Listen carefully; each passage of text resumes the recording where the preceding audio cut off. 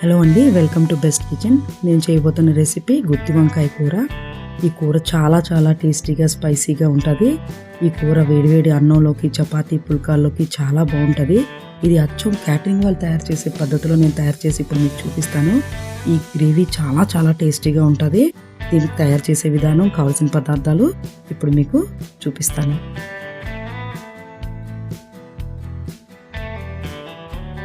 ముందుగా ఒక 1/2 kg వంకాయలు తీసుకోవాలి. ఈ నీలం కలర్ వంకాయలు అయితే చాలా బాగుంటాయి గుత్తి వంకాయ కూరకి. ఇప్పుడు దీన్ని ఈ అంచులని ఇలాగా కట్ చేసుకోవాలి. కాడ చివర్లని ఇలా కట్ చేసుకొని దీన్ని 4 ముక్కలు కనబడేలాగా కట్ చేసుకోవాలి. ఇలా అన్ని వంకాయల్ని ఈ విధంగానే కట్ చేసుకోవాలి. కట్ చేసుకొని ఒక బౌల్లో వాటర్ తీసుకొని ఈ వంకాయ ముక్కల్ని పెట్టుకోవాలి. అన్నిటిని ఇదే పద్ధతిలో చివర్లు కట్ చేసుకొని ఇలా కట్ చేసుకోండి. చివరి దాకా కట్ చేసుకోవాలి. అప్పుడే ఉప్పు, కారం, మసాలాలు అన్నీ బాగా పడతాయి. ఇప్పుడు దీనికి కావాల్సిన పదార్థాలు: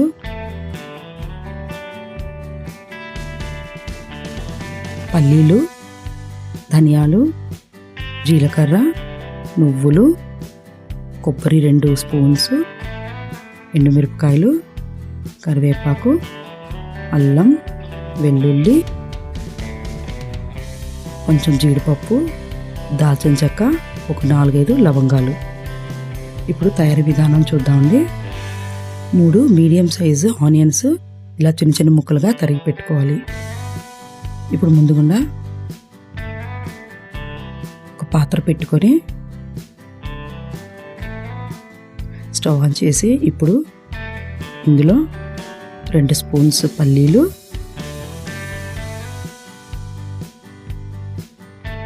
1 స్పూన్ లేదా 2 స్పూన్ల ధనియాలు, జీలకర్ర, నువ్వులు 1 స్పూను లేదా 2 స్పూన్లు. వీటిని ఇప్పుడు డ్రై రోస్ట్ చేసుకోవాలి. లో ఫ్లేమ్లో ఒక 1 to 2 minutes డ్రై రోస్ట్ చేసుకోవాలి.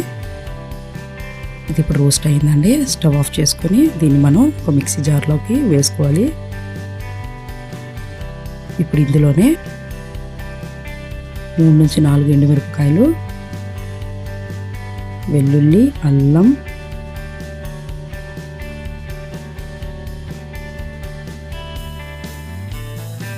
జీడిపప్పు,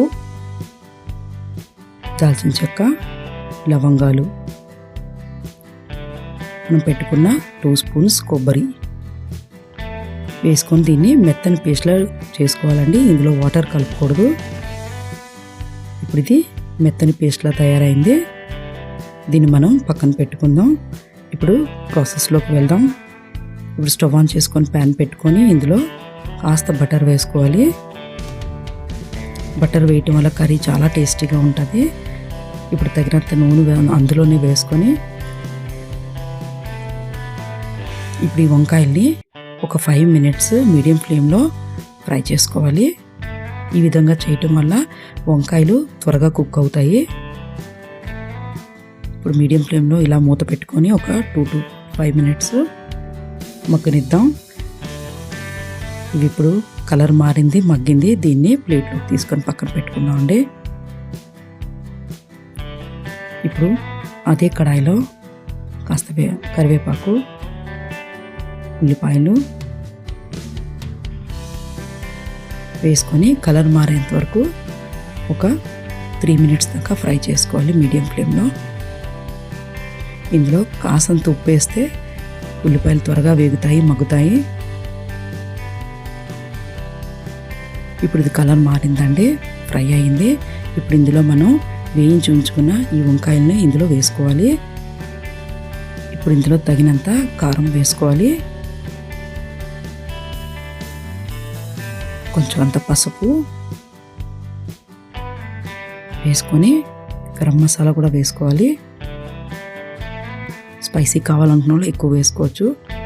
ఇప్పుడు దీన్ని ఒక 2 to 3 minutes ఇలా ఫ్రై చేసుకొని కవర్ చేసుకోవాలి. దీనివల్ల త్వరగా వంకాయలు మగ్గుతాయి, ఉడుకుతాయి. ఇప్పుడు ఇది మీడియం ఫ్లేమ్లో పెట్టుకుందామండి. ఒక 5 minutes ఇప్పుడు ఇది వేగిందండి వంకాయలు.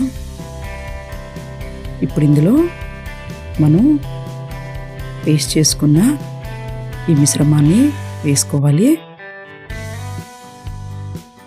దీనిని కూడా కలుపుకొని ఒక 2 minutes పచ్చివాసన పోయేంత వరకు ఫ్రై చేసుకోవాలి. ఇప్పుడు ఇది వేగిందండి. ఇందులో మనం తగినన్ని నీళ్లు పోసుకొని ఉడికించుకోవాలి.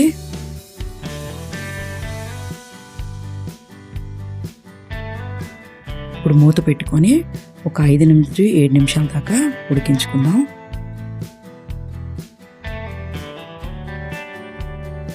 నిమ్మకాయ సైజులో ఉన్న చింతపండును తీసుకొని దీన్ని గుజ్జుగా చేసుకొని ఈ రకంగా ఈ పులుసుని ఈ కూరలో వేసుకుందాం. చింతపండు పులిపేయడం వల్ల కూర మరింత రుచి వస్తుంది.